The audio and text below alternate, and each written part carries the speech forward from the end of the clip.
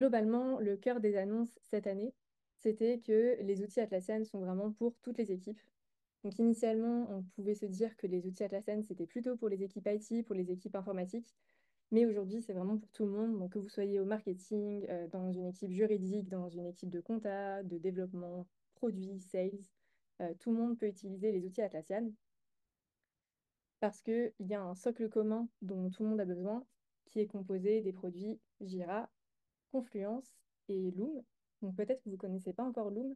Loom, ça a été racheté par Atlassian récemment, donc il y a 1 ou 2 ans, je dirais.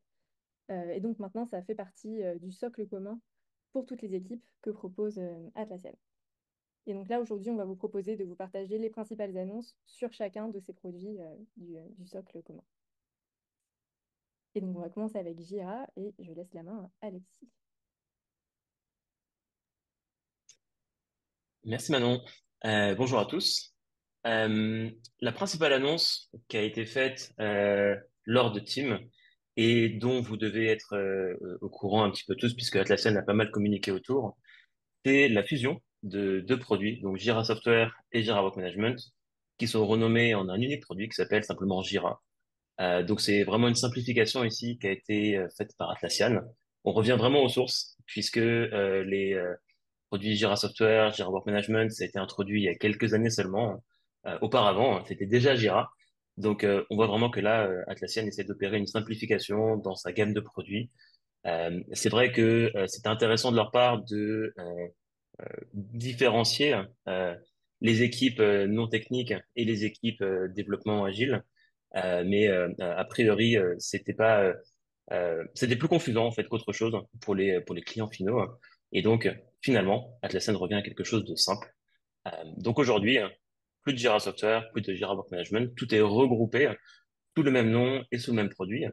Et donc, concrètement, ça va avoir quelques impacts pour vous, euh, plutôt assez minimes, à part pour les utilisateurs de Jira Work Management, qui eux, du coup, vont passer automatiquement sur donc, ce qui était anciennement Jira Software et qui va s'appeler Jira. Concrètement, ici, on a fait un petit récap des impacts. Vous pourrez regarder ça à tête reposée, bien sûr, après, on vous redonnera les slides.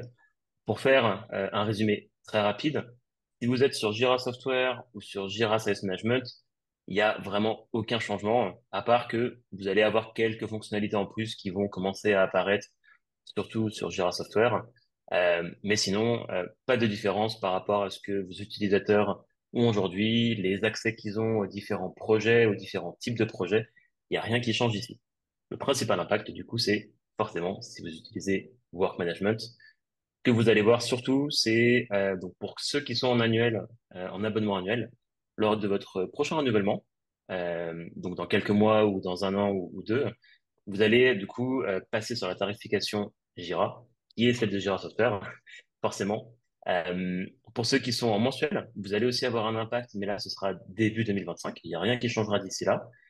Et du coup, pour faire passer un petit peu mieux ce changement, Atlassian vous donnera quand même 10% de réduction sur le prix de Jira sur les 12 prochains mois. Il y a pas mal de petits détails, de petites exceptions à ça. Donc, si jamais vous avez des questions sur lesquelles vous n'arrivez pas à trouver des réponses ou autres, évidemment, vous pourrez nous les poser ensuite, voire même on pourra en parler Ok, à part, si vous voulez. je vais, Mais je vais lancer du coup j'ai qu'une oreillette de. voilà, donc concrètement ici, l'idée par Atlassian, c'est surtout d'aller prendre les meilleures fonctionnalités de Jira Work Management et de les apporter sur les autres produits Jira. Et donc maintenant, on va vous faire un petit récap de ce que vous allez gagner du coup avec cette fusion des deux produits. Oui, exactement, même voir que vous avez déjà gagné, parce que je suis pas sûre que ce soit déjà déployé sur tous les sites, mais sur beaucoup des sites que j'ai vus, on avait déjà accès aux nouvelles fonctionnalités. Donc, je vais vous les montrer toutes plus en détail, mais on a une notion d'objectif, une nouvelle vue, enfin plusieurs d'ailleurs nouvelles vues qui sont proposées pour voir vos tickets et travailler dessus, et aussi une fonctionnalité IA en particulier dont je voudrais vous parler. Donc, on commence avec les objectifs, ou goals du coup si vous utilisez Jira en anglais. Donc ça, si vous utilisez déjà Atlas, normalement vous connaissez déjà le principe. Donc, l'idée des objectifs, c'est de pouvoir aligner toutes les équipes de l'entreprise sur les objectifs de l'entreprise. Et ça va vous permettre de lier en fait chaque objectif, par exemple, à des tickets Jira. Donc, par exemple, vous pouvez lier vos épiques ou vos initiatives à un objectif et ça permet à vos équipes d'avoir plus de contexte et de mieux comprendre pourquoi est-ce qu'elles réalisent ce travail. Donc voilà, ça vous permet de mieux aligner les équipes. Et comme vous voyez ici, pour chaque objectif, vous aurez donc le contexte, la description, vous avez le statut pour savoir est-ce que vous êtes dans les clous pour réussir à livrer cet objectif dans les temps. Est-ce que vous êtes à risque? Est-ce que vous n'êtes pas du tout dans les clous? Quel est votre avancement sur cet objectif? Voilà, vous avez plein d'informations associées aux objectifs. Et donc ça, c'est disponible directement dans Jira maintenant. On a aussi des nouvelles vues qui sont disponibles. Donc, il y a la vue liste. Voilà, on voit ici, vous avez la vue liste, qui vous permet de voir vos tickets Jira plutôt sous forme un petit peu comme un tableur, comme un Google Sheets ou un Excel. Vous allez avoir dans une colonne par champ personnalisé de vos tickets.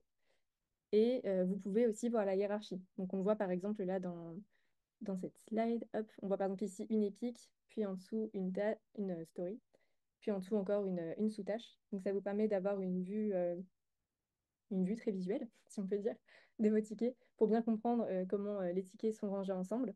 Et aussi, ce qui est très pratique, c'est que vous pouvez mettre à jour les champs directement depuis cette vue. Donc là, par exemple, vous pouvez simplement cliquer sur le statut To Do pour le passer à In Progress. Vous n'avez pas besoin d'aller dans la vue spécifique à chaque ticket. Vous pouvez très facilement les mettre à jour directement depuis ici. Donc ça, c'est la vue liste. Et on a aussi une vue calendrier qui vous permet de voir les dates d'échéance en fait de vos tickets directement donc sur une vue calendaire. Et vous pouvez aussi, là c'est ce qu'on voit sur ce screenshot, vous pouvez aussi voir tous les tickets qui n'ont pas de due date et les glisser, déposer, donc pas de date d'échéance, et les glisser, déposer sur le calendrier pour planifier votre travail. Donc ça, ce sont des vues qui existaient avant déjà dans Jira Work Management. Et grâce à la fusion Jira Software et Jira Work Management, même les projets qui étaient initialement software ont ces vues qui sont maintenant aussi disponibles. Et la dernière fonctionnalité dont je voulais vous parler, c'est la fonctionnalité qui s'appelle AI Work Breakdown. Donc en fait, l'idée, c'est de donner le plus de contexte possible à vos tickets dans Jira, de les lier à des pages Confluence si vous avez déjà de la documentation existante. Et grâce à toutes ces informations, vous allez pouvoir demander à Atlassian Intelligence de suggérer des tickets enfants ou de suggérer des stories, par exemple, pour une épique. Donc là, c'est ce qu'on voit ici. Il y a Atlassian Intelligence qui a suggéré plusieurs tickets et vous pouvez accepter ou refuser ces suggestions. Mais donc, c'est vraiment utile pour gagner du temps. Quand vous avez des tickets vraiment très classiques à créer, ça peut vous économiser pas mal de temps dans la préparation de votre projet. Et je vous ai récapitulé ici qu'est-ce qui est disponible pour qui. Donc la bonne nouvelle, c'est que tout est disponible quasiment pour tout le monde. Il y a juste la fonctionnalité Atlassian Intelligence qui n'est disponible que à partir du plan premium. Donc pour le coup, si vous êtes un standard, vous n'aurez pas la fonctionnalité d'IA. Mais sinon, vous aurez bien les objectifs, la vue liste et la vue calendrier. Et bien du coup, on peut passer à Confluence avec Céline. Bonjour à tous. Donc, je vais vous présenter les nouveautés énoncées lors du Team 24. Donc, c'est principalement des nouvelles fonctionnalités ou qui ont déjà été mises en place avant Team 24 sur le mode édition des pages Confluence. Donc, on va pouvoir voir une amélioration sur les commentaires qu'on va laisser sur les pages. Donc, avant, on ne pouvait pas ajouter des commentaires sur les images. Donc, maintenant, on peut. On va pouvoir aussi drag and drop les colonnes, donc déplacer facilement les colonnes des tableaux. Et une amélioration aussi, une des fonctionnalités que j'aime bien, c'est au niveau du design des pages. On va pouvoir retrouver le titre au centre pour avoir une meilleure lecture des pages. Et Atlassian souhaite toujours implémenter encore plus de l'intelligence artificielle au sein de leurs outils. Donc, dans Confluence, on va trouver Atlassian Intelligence, notamment pour améliorer la construction des pages et le ton, par exemple, des pages. Si vous devez créer un guide ou une page pour expliquer comment créer un événement, vous allez pouvoir améliorer votre écriture, donc notamment avec le ton de votre entreprise. Vous allez aussi pouvoir corriger vos fautes d'orthographe et de grammaire. Donc, c'est facilement utilisable dans Confluence. C'est comme quand vous allez utiliser une macro, vous allez juste taper le slash et Atlas Intelligence et vous allez pouvoir avoir accès à toutes ces fonctionnalités. Et une fonctionnalité également d'Atlassian Intelligence qui a été mise en place sur Confluence, c'est le page catch-up. Ça va pouvoir vous donner toutes les informations de la page, donc un résumé de la page et les différents changements qui ont été mis en place par d'autres de vos collègues. Donc, ça permet d'avoir un aperçu directement si vous travaillez, si plusieurs personnes travaillent sur la page, vous allez pouvoir voir les différents changements directement sur cette page, enfin sur cette fonctionnalité. Et je ne sais pas si vous avez déjà vu ce nouveau style de page dans Confluence, donc ça s'appelle les whiteboards ou tableau blanc pour les Confluence en français. Donc ça va être une sorte de Miro où vous allez pouvoir mettre à plat vos idées, donc pour brainstormer. Et là, la nouvelle fonctionnalité qui a été mise en place, notamment énoncée lors du Team 24, ça va être regrouper tous vos tickets par thème. Donc, par exemple, si vous faites un brainstorming, vous avez plein de post-it éparpillés. Vous avez juste à cliquer sur regrouper les contenus par thème et vous allez voir différents thèmes se dégager de votre brainstorming. Donc, ça va être vraiment un gain de temps pour, euh, pour votre équipe. Pour ce qui est des whiteboards, donc sur les plans standards, euh, les utilisateurs vont pouvoir créer 3 whiteboards par personne. Et sur les plans premium et enterprise, donc autant que l'on souhaite. Et Alexis, du coup, je te laisse la main sur les databases.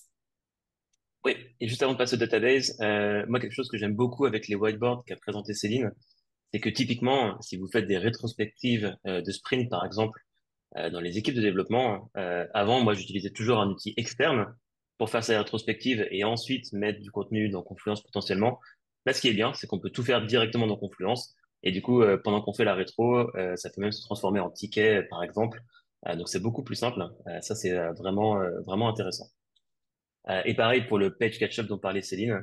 Moi, avant, enfin, je trouvais un peu dommage le nombre de clics qu'il fallait faire pour aller comparer des versions de pages et comprendre ce qui avait changé. Et là, ça va vraiment être un gain de temps. Donc, c'est vraiment intéressant pour les utilisateurs réguliers de Confluence. Et donc, sur Database, ça, c'est vraiment une nouvelle fonctionnalité qui était en bêta jusqu'à maintenant. Je crois que ça, c'est en train d'arriver sur les différentes instances du coup des utilisateurs. Là, en fait, c'est vraiment une version améliorée des tableaux. Donc, vous connaissez déjà sur Confluence, hein, évidemment. On peut déjà aujourd'hui faire des tableaux avec des colonnes, mettre des dates, mettre des statuts et mentionner des gens. Ce qui est bien, c'est que maintenant, au lieu d'avoir, par exemple, besoin d'un add-on pour aller filtrer son tableau ou pour aller faire un tri numérique ou par ordre alphabétique, et ben là, du coup, on pourra le faire directement dans Confluence. Donc, c'est vraiment intéressant à ce niveau-là. Et puis, bon, il y a plein d'autres fonctionnalités. Le fait d'avoir des colonnes avec des types de formatage précis, c'est aussi intéressant. On peut dire, par exemple, cette colonne-là, ça va être que des chiffres. Une autre colonne, ce sera forcément que des dates, que des statuts. On va même pouvoir aller faire des listes préparées, donc des listes avec des valeurs déjà existantes que nous, on va créer, un peu comme quand on crée un champ dans Jira. Donc, on pourra faire ça avec les databases, et ensuite, les gens qui vont utiliser ces databases auront juste à choisir dans la liste déroulante parmi les valeurs que vous aurez créées. Pour ceux qui connaissent pas Loom, donc c'est un produit qui a été racheté par Atlassian et qui permet en fait de faire des enregistrements vidéo. Hop, voilà. Donc ça ressemble à ça. Vous avez peut-être déjà vu soit sur vos outils en interne, soit sur LinkedIn par exemple, ou sur n'importe quelle vidéo. Vous voyez des fois des enregistrements d'écran et vous avez un petit rond en bas à gauche avec la tête de la personne qui parle. Souvent, c'est Loom qui permet de faire ça. Donc Loom, en fait, ça vous permet soit de faire des enregistrements de votre écran, soit de vous enregistrer vous-même. Donc typiquement, les cas d'utilisation, ça va être pour la communication asynchrone. Par exemple, vous allez faire une démo d'une nouvelle fonctionnalité que vous avez livrée, où vous voulez juste faire un récap à votre équipe pour partager, je ne sais pas, les mises à jour de la stratégie de l'entreprise, par exemple, bah, vous allez utiliser Loom pour enregistrer donc, votre écran ou vous-même en parlant dessus. Ça va être typiquement des vidéos qui durent quelques secondes ou quelques minutes. En général, c'est pas très très long. Et ça permet donc à vos collègues de les regarder au moment où ils sont disponibles, au moment où ils ont le temps de consulter ce contenu. Et donc, Loom, maintenant, ça fait partie de la suite Atlassian. Et il y a des nouvelles fonctionnalités qui ont aussi été annoncées à Team 24. Donc, la première, c'est l'IA, bien sûr, parce que comme disait Céline, ils ont annoncé pas mal de fonctionnalités d'Atlassian Intelligence. Donc, l'IA dans Loom, là où ça va être utile, c'est pour éditer vos vidéos et pour les nettoyer, on va dire. Parce que je pense que vous le savez tous, si vous avez déjà enregistré des vidéos, assez souvent, on finit par faire des ou des pauses, ou voilà, on a souvent des petits tics. Et l'IA va pouvoir nettoyer automatiquement tout ça et enlever du coup toutes ces petites pauses qui vous embêtent. Donc vous n'avez rien à faire à part cliquer sur nettoyer la vidéo. Ça va aussi automatiquement générer la transcription de votre audio. Donc ça va automatiquement écrire ce que vous avez dit. Et ça va aussi automatiquement générer le sommaire et les chapitres de la vidéo. Donc par exemple, ça va dire, bah, là c'est l'intro, là après vous montrez telle fonctionnalité, après telle autre fonctionnalité. Et donc ça permet bah, déjà à vous de mieux organiser votre vidéo et aussi aux gens qui vont la consulter de facilement accéder à la partie qui les intéresse. Donc ça c'est pour la partie IA. Et il y a aussi une partie meilleure intégration avec Jira qui a été proposée. Et ça, je pense que ça va être très intéressant pour les équipes de support ou toutes les entreprises qui travaillent dans la partie développement. Parce que vous allez pouvoir enregistrer un loom, par exemple, en enregistrant votre écran, en disant bah, quand je clique sur ce bouton, il y a un bug, ça ne marche pas. Normalement, j'aurais dû avoir tel résultat, et là, on voit que j'ai cette erreur. Donc là, juste vous enregistrez votre écran, vous parlez dessus, et vous allez avoir un bouton sur lequel vous pouvez cliquer pour automatiquement transformer cette vidéo en bug dans Jira. Donc vous allez avoir tout le contexte qui est précisé. Même les gens après qui vont traiter le bug, bah, ils vont pouvoir regarder votre vidéo pour comprendre exactement ce qui se passe. Donc là, ça va être intéressant d'avoir cette nouvelle intégration avec Jira. Et la troisième nouveauté qui a été annoncée, pour le coup, c'est plutôt pour les équipes commerciales et les équipes marketing. Ça va être la notion de variable, où vous allez par exemple pouvoir dire bah, dans cette vidéo, dans l'intro, c'est bonjour, prénom, et vous fournissez la liste des prénoms, et l'IA va automatiquement mettre les prénoms pour vous avec votre voix dans la vidéo. Donc concrètement, ça ressemble à ça dans Loom avec les nouvelles fonctionnalités. Donc vous avez sur la gauche la partie existante de Loom avec les vidéos. Et sur la droite, vous voyez que par exemple, ici, j'ai un bouton pour créer un ticket Jira à partir de ma vidéo. J'ai aussi un autre bouton pour créer de la documentation de Confluence à partir de ma vidéo. Et vous avez en dessous toutes les options pour générer la transcription, la retranscription, pardon, ou pour enlever vos pauses, par exemple, dans votre vidéo. Et pour Loom, alors pour l'instant, ce n'est pas forcément unifié avec les autres produits Atlassian au niveau du pricing, puisque vous voyez que là, on ne parle pas de standard, premium, enterprise, mais on parle de starter, business et enterprise. Il y a aussi un plan gratuit d'ailleurs, si vous voulez l'essayer. Et sinon, je vous ai mis là pour référence les différentes limites par édition de Loom. Donc, on peut passer à Atlassian Access avec toi, Alexis. Oui, il y a aussi des nouveautés qui ont été annoncées sur Access. C'est assez intéressant parce que c'est pas forcément le produit le plus sexy qu'on met en place généralement avec Jira et Confluence. Souvent, c'est surtout les équipes techniques qui le mettent en place. C'est assez transparent pour les utilisateurs. Mais néanmoins, il y a des choses intéressantes qui ont été annoncées par Atlassian. La première, ça va être un changement de nom. Donc, Atlassian Access devient Guard pour bien mettre en avant en fait toutes les fonctionnalités de sécurité que va apporter ce produit. Concrètement, ça ne change rien pour les gens qui sont aujourd'hui sur Atlassian Access. Donc, la plupart d'entre vous qui avez un abonnement Atlassian Access aujourd'hui, à part le changement de nom dans l'interface qui va s'opérer là sur les prochaines semaines, rien ne change. Vous aurez toujours les mêmes fonctionnalités. Ce sera totalement transparent pour vous. Il n'y a rien à faire. Par contre, ça va rajouter du coup une nouvelle version, un nouveau plan, du coup à Access. Donc maintenant, on aura l'ancien Atlassian Access qui devient Guard version standard, et on aura une version premium qui va en fait proposer des fonctionnalités plus poussées sur la détection de problèmes de sécurité, sur la détection de comportements étranges, sur la remontée d'informations. Donc, pour la petite histoire, c'est en fait le produit Beacon qui était en bêta ou en test par Atlassian depuis déjà un an ou deux, il me semble, qui en fait est intégré directement maintenant dans Guard Premium. Donc, c'est pas une nouveauté complète pour certains d'entre vous qui avaient peut-être déjà vu Beacon. Ce qui est intéressant, c'est qu'en fait, ça le rend plus facile d'accès, puisque au lieu d'aller devoir dire qu'on a besoin d'un nouveau produit, en plus de tous les autres produits Atlassian qu'on a déjà, on peut simplement dire aujourd'hui qu'on veut upgrader de Guard standard à Guard Premium, et on va avoir toutes ces nouvelles fonctionnalités. Donc je vais les passer très rapidement en revue, hein, mais surtout ce qui va être intéressant, c'est donc si vous avez des contraintes de sécurité assez fortes dans votre entreprise, qui est généralement le cas, vous allez avoir des équipes de sécurité qui vont être intéressées pour être certaines qu'on n'a pas de fuite de données, par exemple. Ça peut être des informations sensibles qui sont dans vos tickets Jira ou qui sont dans vos pages Confluence. Par exemple, l'équipe RH qui va discuter d'une politique de salaire ou de choses qui sont pas censées concerner toute tous les salariés de l'entreprise. Bah ça, généralement, on va avoir envie d'avoir des accès restreints dessus. Donc là, ce qui est bien, c'est qu'on va pouvoir automatiser tout ça. On va vraiment avoir, du coup, avec Guard Premium, la possibilité de dire euh, si on va taguer une page dans l'espace RH avec le tag salaire, par exemple, et ben automatiquement, Guard va aller classifier cette donnée comme confidentielle et automatiquement, on peut dire, bah, cette page-là qui parle des salaires, on désactive la fonctionnalité d'export de page en PDF.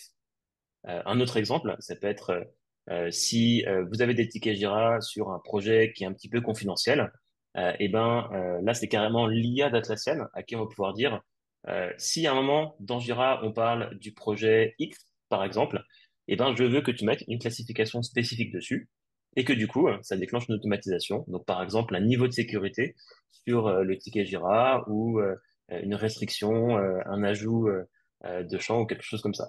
Ça peut être pareil effectivement dans Confluence où ça c'est quelque chose qu'on connaît bien. On peut facilement restreindre l'accès à des pages Confluence. Ça pourra aussi se faire de manière automatisée avec la classification des données.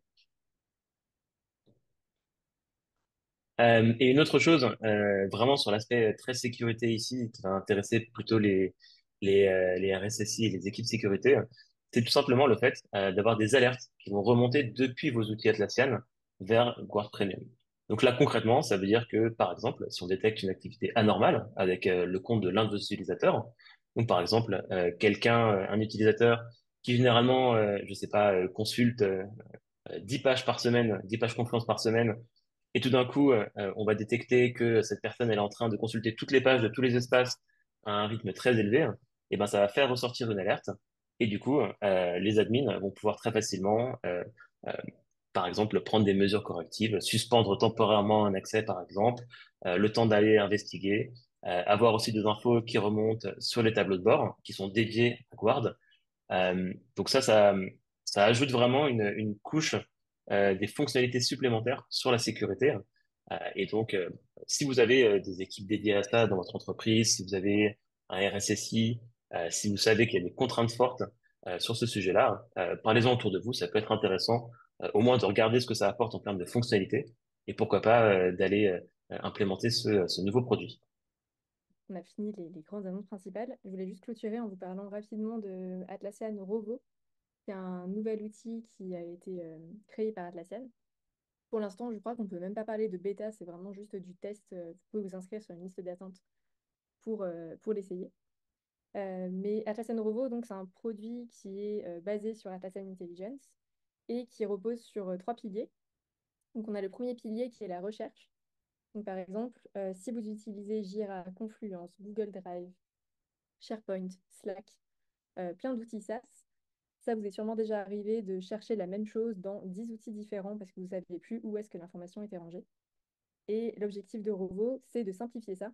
C'est-à-dire que vous allez simplement entrer votre recherche dans Rovo et c'est Rovo avec Atlassian Intelligence qui va aller chercher la réponse dans tous les outils connectés pour vous épargner, vous, donc la recherche à travers tous ces produits. Donc ça, c'était le premier pilier de recherche. On a aussi un autre pilier qui est le chat, donc la discussion. Donc, ça va vous permettre d'avoir vraiment une discussion avec Atlassian Intelligence. Pas très humain dit comme ça, mais c'est quand même pratique pour avoir une vraie conversation et pouvoir itérer en fait nos demandes auprès de Atlassian Intelligence. Donc voilà, ça vous permettra de donner du feedback et que Atlassian Intelligence vous propose une meilleure réponse au fur et à mesure. Et le troisième pilier, c'est la partie agent spécialisé. Donc là, on parle vraiment d'agents d'IA. Donc, par exemple, un exemple qui revient souvent, c'est si vous avez besoin de régulièrement vous assurer que le contenu que vous produisez, il correspond au style de votre entreprise. Par exemple, si vous êtes dans une équipe marketing et vous avez besoin d'écrire des articles de blog ou des communications en interne, vous allez pouvoir demander à un agent spécialisé que vous aurez créé dans Rovo. Donc, un agent spécialisé auquel vous aurez donné tout le contexte pour dire notre style d'entreprise, c'est ça, notre politique de communication, c'est ça. Et vous allez pouvoir, du coup, en un clic, demander à cet agent spécialisé de réviser votre contenu pour qu'il se fasse en sorte que ce soit bien conforme au style de votre entreprise et faire gagner du temps, du coup, à tous vos employés. Donc voilà, Rovo, pour l'instant, il y a 3 piliers qui sont la recherche, la discussion et les agents spécialisés. Et donc, vous pouvez aller sur l'URL qu'il y a ici, atlassian.com/rovo, pour aller sur la liste d'attente si vous êtes intéressé. Et pour l'instant, on n'a pas non plus d'informations sur les prix, puisque bah, c'est juste un test pour l'instant.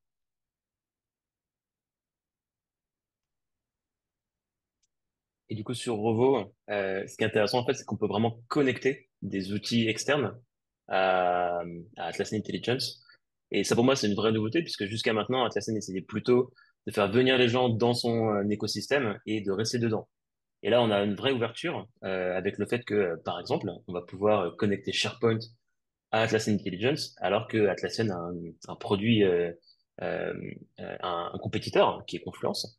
Donc ça, c'est vraiment intéressant à mon sens, puisque aujourd'hui, on a plein d'équipes qui nous disent, bon, bah, nous, on adore les outils Atlassian, mais pour notre portail Jira Test Management, on a besoin d'avoir des infos qui viennent d'une doc qui est sur SharePoint, et on pourra pas en changer. Et du coup, avec Rovo, c'est exactement ce que décrivait Manon. On pourra tout à fait avoir un agent spécialisé où on lui dit, bah, quand on a des questions de support sur tel sujet, tu vas chercher l'information dans SharePoint et tu vas répondre en gardant en tête que c'est un contexte de support. Donc, il faut des réponses avec, que ce soit précis, concis, avec des liens vers une documentation, par exemple. Ça, pour moi, c'est un vrai changement qu'opère aujourd'hui Atlassian et qui est du coup vraiment intéressant parce que euh, ça part un peu du fait qu'ils gardaient jusqu'à maintenant, d'essayer de garder au maximum l'information dans leur périmètre. Et là, on va vraiment pouvoir s'ouvrir à plein d'autres outils externes. Ouais, et d'ailleurs, tu parlais de Jira Service Management, Alexis, mais c'est vrai que même pour ceux qui connaissent le Virtual Agent, là, la partie agent virtuel, où en gros, ça permet dans Jira Service Management que vos clients du portail puissent parler avec un agent IA et que ce soit l'IA qui résolve les tickets pour vous. Bah, ça, c'est pareil, du coup, ça pourra aussi s'intégrer avec SharePoint. Et ça, du coup, c'est pareil, c'est pratique aussi. Si vous, toute votre documentation support, elle est dans SharePoint et pas dans Confluence, bah, vous allez quand même pouvoir continuer à utiliser Jira Service Management et vraiment bénéficier de toutes les fonctionnalités IA.